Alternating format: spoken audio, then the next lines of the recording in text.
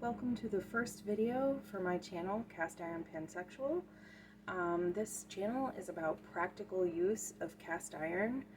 I knew that I wanted to start using cast iron because of the chemicals and concerns with like non-stick coatings on pans, and then I learned more that, you know, near the factories where that non-stick type of coating is produced, like those areas are poisoned and the air is poisoned. So I just didn't want to contribute to that, and people cooked on cast iron for a long time before that stuff came out, and I think it just takes like maybe a different skill set, and just some tips and tricks can help you use cast iron practically and be happy and feel like, you know, you're cooking with a good pan and that you're able to clean it and season it. Seasoning, I think, is one of the things that scares a lot of people away from cast iron, because there are people who are very rigid in how they think cast iron should be treated and used. I do think there are some basic rules, but like personally, I don't need, you know, bits of grandma's like 100-year-olds baked beans still stuck to my pan. Like, I want a clean pan to cook for my family. I actually think historically, like when you think of like why people didn't clean cast iron in the past, I think of a couple things. One, not having indoor plumbing. If you were, you know, going out to a well, literally outside of the house, you know, for any water, for any task, you're not going to clean a pan, especially if you're cooking multiple meals a day in your pan. Like, it's going to be constantly, you know, heated up, reheated. It's not going to get people sick. So, you know, you could leave food in a pan, heat it up, you know, or just scrape it down, wipe it out, whatever, you know, heat it up and make your next meal. You know, these days, like, I work 2 jobs. I'm not cooking 3 meals a day. I want to wash my pan between uses, and that includes, for me, that's soap and water. And some people are surprised that they hear, yes, you can use soap and water, you can scrub cast iron. The beauty of it is you're not going to hurt it with those things. Yes, you're going to scrape the old food off, and if old food is part of the fun for you for cast iron, oh, look at the dribble of beans, you know, who knows how long it's been there. My style of cast iron use won't be for you, but if you're like, I just want a healthy pan and I want to be able to clean it and know I'm not hurting it, and, you know, make it, you know, basically non-stick for the next time I use it, then you could follow me and see how I use cast iron. So this morning I actually just want to cook some eggs, just because it's a simple, common task that we do here in this house. We have chickens, so we get beautiful eggs, and we literally know which chicken laid what because we don't have that many chickens and they're all different. This is Sweet Pea's egg. Here's Olivia's egg. And Honey, this is Honey's egg. Honey's eggs are tiny. So I do need to hunt down my griddle spatula, which really is the best, and then we'll cook some eggs. Okay, so I could not find, I do not know where my, it's like a Blackstone griddle, just a plain, no holes metal spatula. It's my favorite, and I don't know where it is, but I can't quite let that stop me. It is racking my brain thinking about where it might be, but oh well. Life goes on. So we're actually going to use this little guy. Now you'll see this pan. This pan I actually recently cleaned, and then I oiled it. I did not rebake it, you know, to season it. The fact is, when you wash, dry a pan, and by dry, thoroughly dry quickly, which really I just, from the sink, I put it onto at least like a medium or low burner, and I get that water right off the pan. And then I just take a little oil, just put like a little spoon, teaspoonish worth of oil, and I have a rag. I actually chose one of my favorites, like a little rainbow dishcloth, because like this is something I love, so I decided I'd use a favorite. But I just keep this in this bag. It is my cast iron oil rag. So wash the pan, put it on a burner so that it's completely dry, and then put a little oil on it, wipe it down. Most important is to wipe down the surfaces that you may have scrubbed on in the sink, but I just kind of give it a wipe all over. Why not? Just keeps it in good shape. And then of course the raw iron, does not have contact with the air or moisture in the air to rust, because it was dried and then coated in oil, and that oil protects it. So you'll see it shining. That's a thin coat of oil. So honestly, anytime I cook an egg, I'm using a little butter. I like the flavor.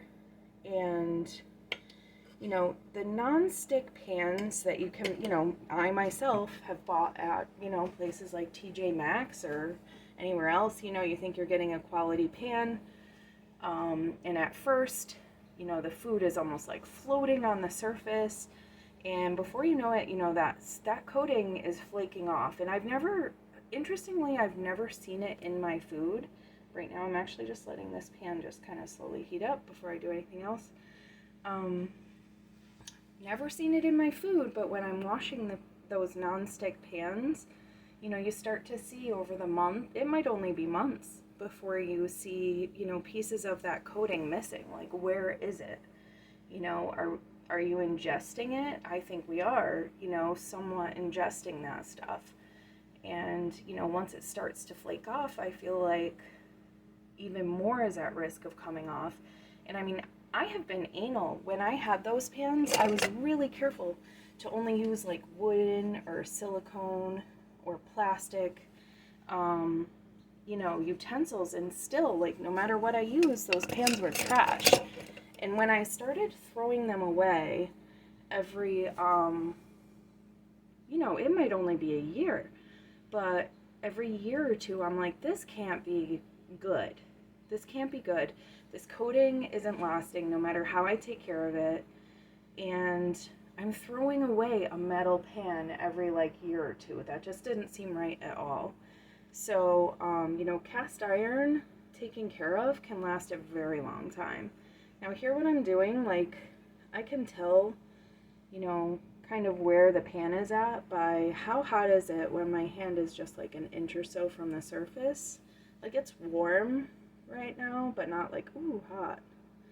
And honestly, everything in the kitchen, you have to get comfortable with failure in the kitchen, I believe, to really ever get to the point of success. So, but anyway, back on the topic of utensils, I love that with cast iron, you can, I love that sound actually, it's almost like music. You can touch it, scrape it. Some of it can go in your food. I've been borderline anemic before. Iron is not a bad thing for me. So I just think that's beautiful. Not having to worry about what this pan is going to put in my food. So I got that butter in. It melted, and it's starting to turn a little golden, but it didn't burn. It didn't go to black. So that kind of tells me I didn't let the pan get too hot. Now my stove has crazy hot front burners. I actually really quite don't like it. I break my yolks just a little. I don't go too crazy.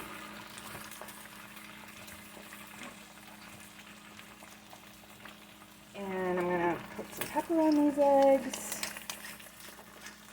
Now where the eggs spread out and they're very thin on the edge, I don't like a super crispy, thin spot. I kind of like it a little more uniform.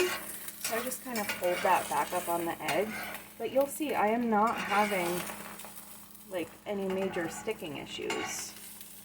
Something I've found, I have multiple like vintage cast iron.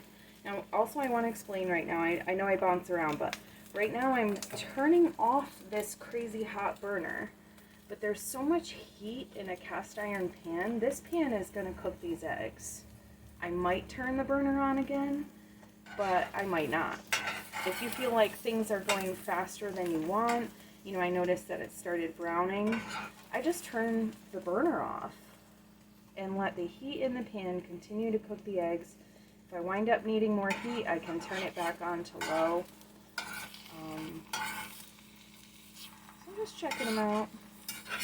And then, I don't know if you've ever cooked on like an iron griddle, like you've been out, you know, camping, or maybe you have one of those like Blackstone griddles. But like right now I'm scraping, and it's a little annoying. Like I'm actually kind of sound sensitive. But what I'm doing is I'm putting the butters and the oil back near the egg. So when I flip it, you know, that area has the butter and oil still. So I'm just going to get under this, flip it. I mean, obviously it's just eggs. There's a million ways to cook eggs. People could hate what I'm doing. Oh, you're going to love this, guys. Look, this is a $145 pan. This is a Stargazer. I do love it. I'm going to specifically review Stargazer in another video, but I love that I cover my $145 Stargazer with a 69-cent aluminum pizza pan. I love reusable things. I love not throwing stuff out. I don't want a heavy cast iron top, but you know, improvise. So just because the aluminum can get hot, I put this mid on. But that just, you know, I'm just cooking that egg with the heat in the pan, coming up, reflecting back off the aluminum. It's like a nice, oh yeah, okay.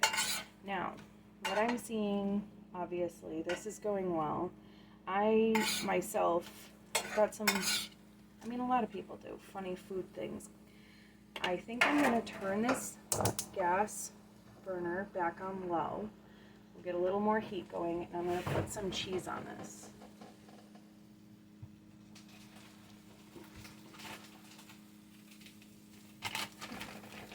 This is obviously like a super simple egg situation. Sometimes I actually really love it when I have like pre-cut onions. My own, you know, I'll just like dice onion ahead. And I'll put onion in with the butter at first, just for a couple minutes, and then crack the eggs in on the onions. We do all kinds of stuff in this house. I even make like a black beans with like bacon ends, local smoked bacon ends. And the beans are so good, it's like more protein, but like a different texture, and the amazing like smokiness of the bacon, so good. So, you know, people are funny, like, you know, Americans, a lot of American menus have things melting cheese on the top of stuff. And then, you know, when Parm crisps came out and those cheese crisps came out, you know, people go wild, you know, because browned cheese, I'm sorry, it's just extra amazing. Cheese is amazing, brown cheese, extra amazing. You'll see I just put in this little additional pat of butter. Just watch this. I'm literally flipping the cheese right over onto the cast iron. Now, one thing about cast iron is when you're cooking on it, there will be moments that you're like, oh my god, this food is absolutely fusing to this pan. Like, I try to move this now, it feels like it's sticking. Sometimes you gotta give it a minute. And another thing I've noticed is food can feel stuck to a cast iron pan, but then when the heat changes on the pan, or more often when the pan cools, the food unsticks, which I find like very amusing. I actually, what did I cook? Oh, I cooked something sweet in here. It was like a beef with a teriyaki sauce that had a fair amount of like sugar content. It was a homemade sauce, but still, like, you can use honey and, oh god, look. Okay, now, I don't like egg crust, but I love ground cheese. Like, who doesn't? I'm turning the burner back off because that's really all I needed. I just needed like that little heat boost, and I really feel like these are cooked all the way through. I love it so much. Grabbing a plate.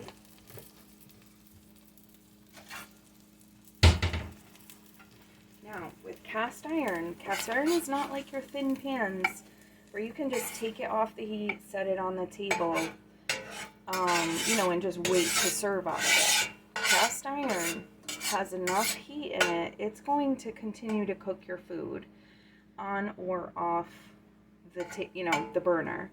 So when your food is cooked and you no longer want it to receive more heat and cook more, like say eggs become rubbery, you do need to get it off your cast iron. There are dishes or things you can plan where you take it off the heat and set it on the table before it's thoroughly cooked, knowing that it will continue to cook from the cast iron. That's all just with experience. Now you'll see, like, I do not need to wash this pan this time with soap and water. There's literally nothing stuck to the pan. There is some butter in the pan. I'm actually going to leave this just the way it is in case when my daughter wakes up she wants eggs. Like, there's no reason to waste soap and water. Wash this pan, dry it down, oil it. Like, it's in the absolute perfect state to make another meal. If I wasn't thinking she would want eggs, I would just wipe it out with paper towels. So that's like the old school way that we're always talked about, you know, you just wipe it out and use it again. Well, that works with some things, and with other things it does not. Like I was saying with that sugary dish, it seemed to have fused to part of the pan, and specifically a part where there wasn't meat, so the meat wasn't receiving the heat, it was just kind of burning the sugar on. I scrubbed that pan in the sink for like 10 minutes, and I used like a green scrubber, soap. I even threw baking soda. No, I didn't do baking soda, I did salt. And it did not come off, and I was like, you know what, I don't have time for this. I actually dried the pan. No, I brought it over to the burner to dry it. My plan was just to oil it as it was and deal with the sugar later, you know, maybe strip it off. But as it had cooled in the sink, scrub didn't work, I brought it back over to the burner, set it on to dry it. When it dried, that sugar just peeled right off. So, you know, as the iron expands and contracts and does its thing with temperature changes, sometimes that releases food that in any other pan, you know, you would think is stuck on for good. So cast iron's interesting. It's kind of like dealing with like an animal or a plant. It's got some nuances. So I'm gonna eat my eggs. Love it, with the browned cheese.